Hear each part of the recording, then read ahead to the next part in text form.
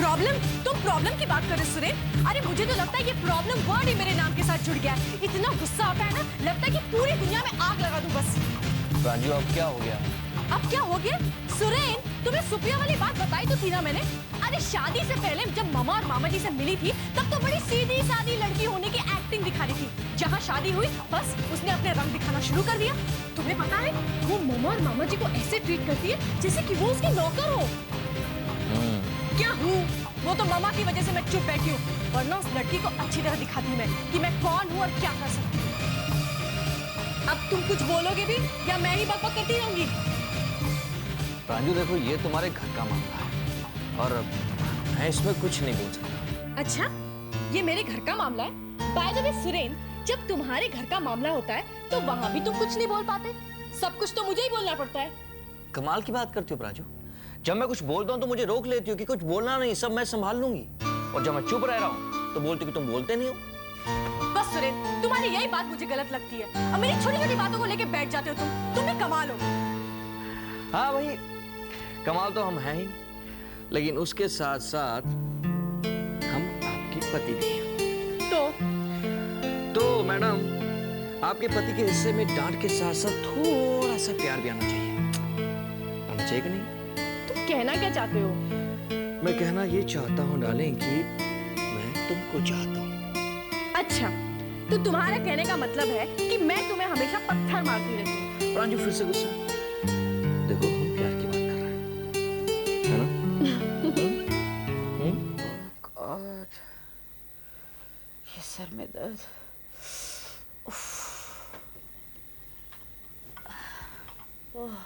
दीदी, ये लो, गर्मा गर्म चाय ले लो, थोड़ा आराम मिल जाएगा। Thank you Pramila. क्या आराम और क्या चैन प्रमिला, सब कुछ तो बर्बाद हो गया। कैसी बातें कर रही हो आप दीदी? क्या बर्बाद हो गया? सब कुछ तो सही सलामत है और इतनी बड़ी दुर्घटना से आप बच गए, ये बात थोड़ी ना कम है।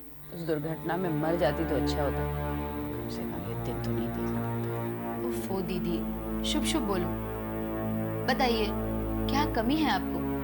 इतना अच्छा घर है, जीजा जी हैं, आपकी बेटियां ससुराल जा चुकी है और प्रकाश भी तो कितना प्यार करता है आपसे। सब दिखावा है। प्यार करने वाले बेटे ऐसे होते हैं, चोरों का गुलाम। उसी के शहर में तो सुप्रिया ये सब कर रही है। सास, कैसी सास? मेरे हाथ में तो कुछ है ही नहीं। दीदी, छोटा मुंह और बड़ी बात, लेकिन काफी दिनों से मैं आपके भैया की और आपकी ये परेशानी देख रही थी। मेरी और मेरे भैया की परेशानी?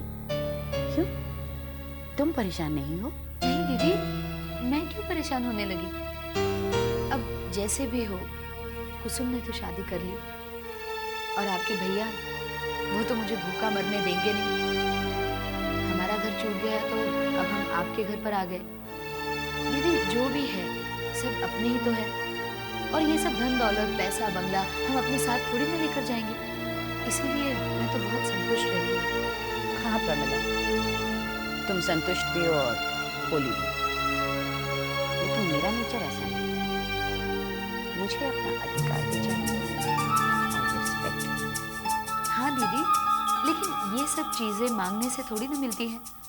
ये सब चीजें तो बांटने से हमारे पास वापस लौट कर आती है। और दीदी, आपसे एक बात पूछूं? आज इस घर में जो भी है, किसी का भी हो, लेकिन काम तो सभी के आएगा ना। दीदी, भगवान न करे, लेकिन किसी दिन अगर आपको या जीजा जी को बहुत सारे पैसों की जरूरत पड़ गई तो कौन मना करेगा आपको? प्रकाश, सुप्रिया? नहीं दीदी, उल्टी ये दोनों तो आपकी मदद करने के लिए आपके सामने हाथ जोड़कर खड़े हो जाएंगे। दीदी, आप नहीं जानती, लेकिन मैं जानती हूँ।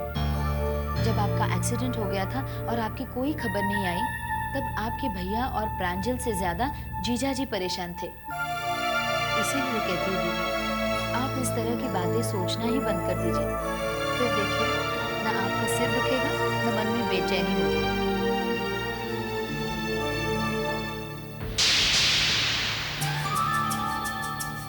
बातें तुम्हारी बहुत अच्छी लगती हैं प्रमिला, लेकिन काश अपनी सोच और अपना नेचर बदलना इतना आसान होता है।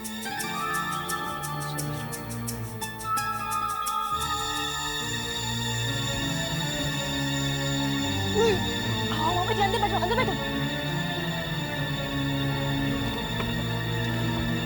अरे क्या बात है बिटिया तुम? पहले काप चढ़ाओ।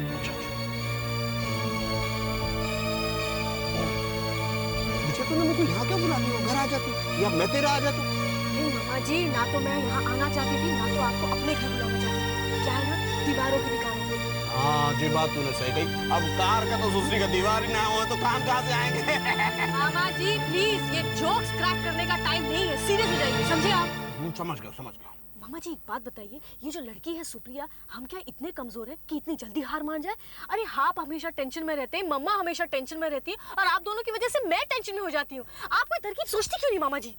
बेटा तरकीब तो मैं सोचूं, पर बात दरअसल ये है। मामा जी बात कोई भी हो, अब आपको कोई ना कोई तरकीब सोचनी पड़ेगी। और हाँ, मुझे ना इस प्रॉब्लम की अब परमानेंट सोल्यूशन चाहिए। हाँ, और देखिए मामा जी, मामा से कोई भी बात करने की जरूरत नहीं है। क्या है ना, मामा छोटी छोटी बातों में अपसेट हो जाती है। अब आपको और मुझे ही बैठकर ना कोई तरकीब निकालनी पड़ेगी। अरे ये सुप्रिया कोई भगवान थोड़ी ना है, इंसानी तो है। हम क्या इसे हार नहीं बनवा सकते? हाँ कर सकें, जरूर कर सकें, क्यों ना कर सकें। अच्छा मामा जी एक बात बताइए, अगर मैं यहाँ आकर एक बड़ा सा हंगामा मचा दूं तो कोई फर्क पड़ेगा? अरे आर या पार देखा जाएगा। अरे नहीं नहीं बिटिया, ऐसा मत करियो, राधे राधे। अरे अभी धीरे धीरे तो तेरी इमेज ठीक होने लगी है? वहाँ में दाग नहीं लगना चाहिए। क्या हमको कुछ ऐसा करना पड़ेगा कि दूसरा सांप भी मर जाए और लठिया भी नहीं टूटे। हाँ, काम भी बन जाए, नाम भी नहीं होए। हाँ, लेकिन मामा जी ऐसी कौन सी तरकीब होगी? आप सोचिए ना, कुछ बताइए ना। सोचूंगा सोचूंगा, लेकिन तैने अभी अभी कही ना बिटिया कि तो को तो परमानेंट सॉल्यूशन चाहिए है, तो मोको सोचने के लिए 1-2 दिन दे। जब कोई अच्छी तरकीब आ जाएगी तो मैं तेरे पास आ जाऊंगा। लेकिन मामा जी सिर्फ 1-2 तरकीब मत सोचिएगा, लिस्ट बनाइएगा पूरी आइडियाज की। अरे क्या पता कौन सा आइडिया हमको काम आ जाए, है ना? अब एक काम कर, अब मैं गाड़ी में बैठ ही दे हूँ तो मुझको अगले चौराहे तक छोड़ दे। ऐसे कि कोई को पता नहीं चलना चाहिए कि मैंने तेरे से मुलाकात करी। ठीक है ना, समझ गई ना? हाँ करेक्ट, ठीक है चल। 2 3 भाभी भाभी बस, मैं थक गई, आज के लिए इतना ही प्लीज।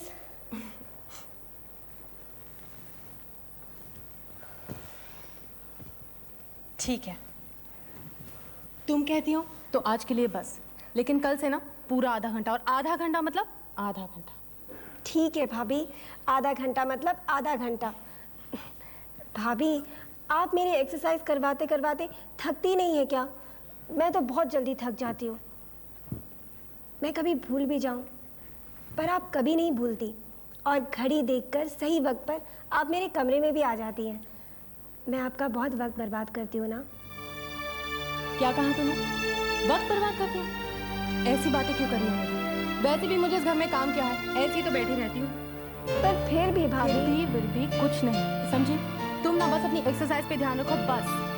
भाभी वो तो मैं करती हूँ ना। हाँ हाँ करती हो, जब मैं सामने होती हूँ तभी। जैसे मैं यहाँ से निकल जाती हूँ ना, तुम अपनी मनमानी शुरू कर देती हो। तुम ना बहुत आलसी हो गई हो। भाभी मैं आलसी हुआ करती थी, पर अब नहीं हूँ। जब से आपने मुझे उम्मीद बंधा दी है कि एक दिन मैं भी चल फिर सकूंगी। हाँ निधि, देखना ये दिन बहुत जल्दी आने वाला है। बस इसी दिन के इंतजार में अब तुम सपने देखना शुरू करो। सपने? कैसे सपने भाभी? चाहे कि तुम चल रही हो, दौड़ रही हो, और अचानक कोई टॉल डार्क हैंडसम राजकुमार तुमसे टकराता है,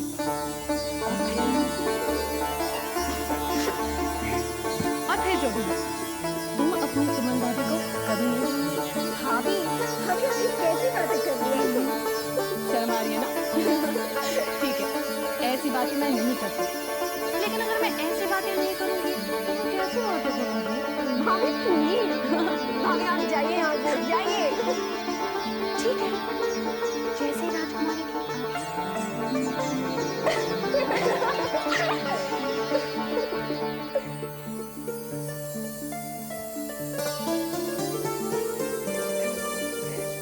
पापा मैं अंदर आ सकती हूँ? सुप्रिया बेटा आओ आओ। अरे ये सब क्या कर रहे हैं आप? ये वो मेरे होते हुए आपको ये सब करने की क्या जरूरत है? मुझे कह देते। वैसे पापा मैं आपसे एक परमिशन मांगने आई हूँ। अच्छा, मेरे हाथ का काम छीनकर आप मुझसे परमिशन किस बात की?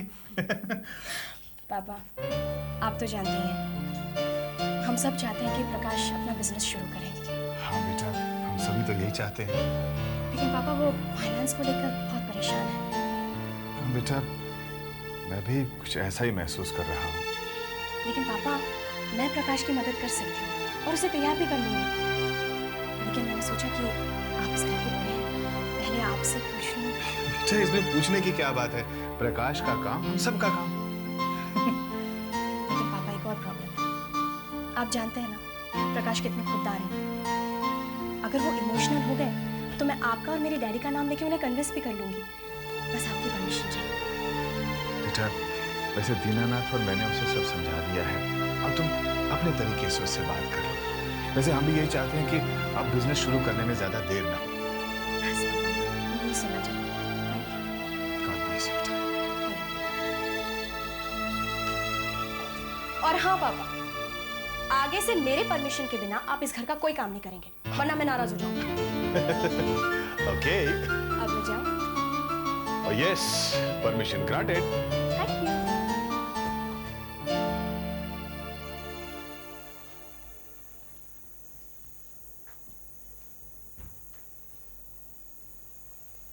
सारा काम हो गया?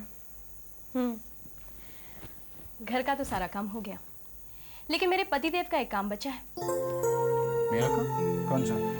वही जो दीननाथ चाचा कह रहे थे, नया प्रोजेक्ट शुरू करने का काम। हाँ वो, पर सुप्रिया इतना आसान काम नहीं है, करोड़ों का मामला है भाई। तो क्या हुआ, आप मेरे पापा की कंपनी से फाइनेंस ले सकते हैं। I mean he will be very happy to help us. नहीं सुप्रिया, बिना मांगे उनकी तरफ से इतना सब कुछ हमें मिल चुका है। मैं इस रिश्ते का नाजायज फायदा नहीं उठाना चाहता। यूँ समझ लो कि मेरे उसूलों के खिलाफ। मुझे पता था यही डायलॉग।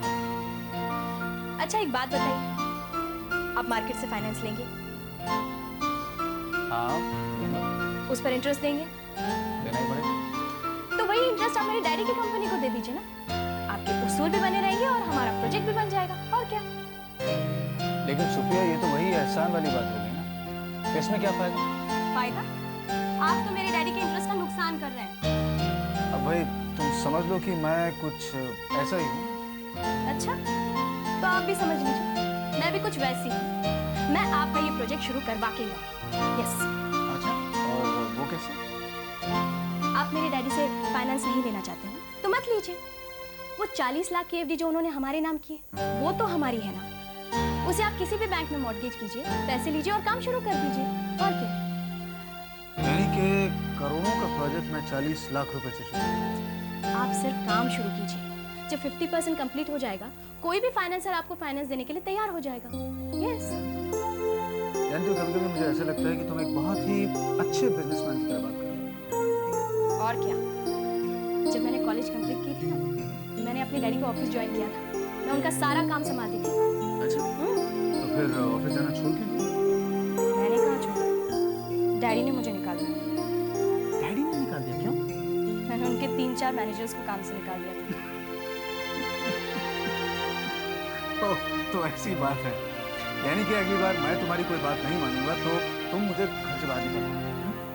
आप मेरे मैनेजर थोड़ी ना, आप तो मेरे मालिक हैं। अच्छा ये बात को मत टालिए, बताइए मेरी अर्जी का क्या फैसला किया आपने? तुम्हारी वो एफडी पर लोन ना? तुम्हारी नहीं, हमारी। ओके? हाँ हाँ, हमारी, बिल्कुल हमारी। गुस्सा क्यों हो गई? अच्छा, अगर मैंने तुम्हारी ये अर्जी नहीं मानी तो तुम क्या करोगे? ज्यादा कुछ नहीं। पहली बात तो मैं ये करूंगी, मैं ये सोचूंगी कि आप मुझे अपना नहीं समझते। और दूसरी बात ये है कि मैं वो एफडी के पेपर्स छत पर ले जाऊंगी, उसके 10 टुकड़े करूंगी और उसे यूं यूं समझ लो कि मैंने तुम्हारी अर्जी मानी। वाह, really? You're really great. Just like me. मैं अभी पेपर्स लेके आती हूँ। अच्छा वो मैंने बैंक में ही रखा, वरना एक और दिन निकल जाता। अभी आई हूँ।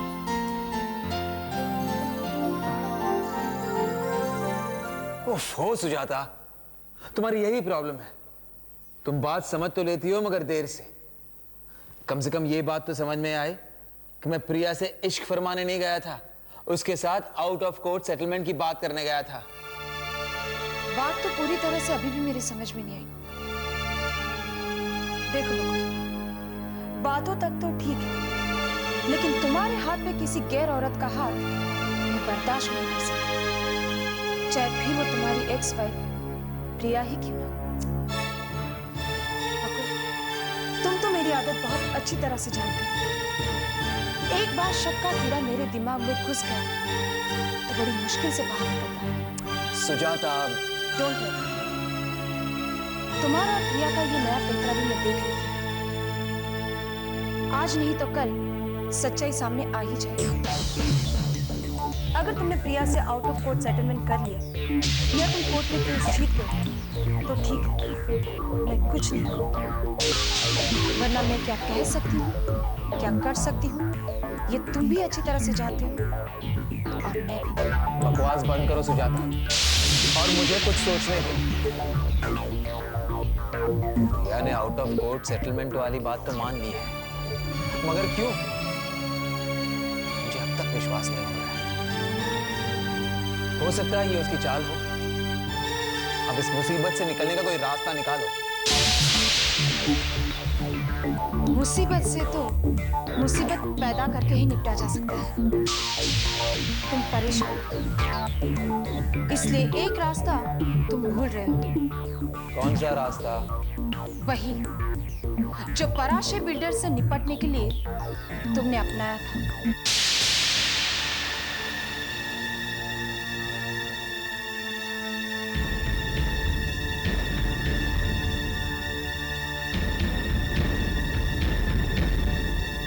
You mean John? Yes, I mean that. If you can. Of course I can. Why didn't I think of this before? कम से कम प्रिया नाम की मुसीबत से छुटकारा तो मिलेगा और तुम्हारे दिमाग में ये जो शक का कीड़ा है वो भी मर जाएगा।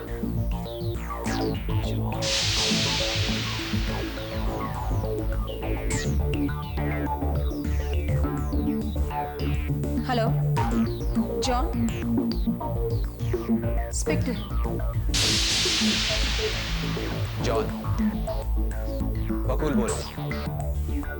मेरी बात सुनो, तुम्हें मेरा एक काम करना है।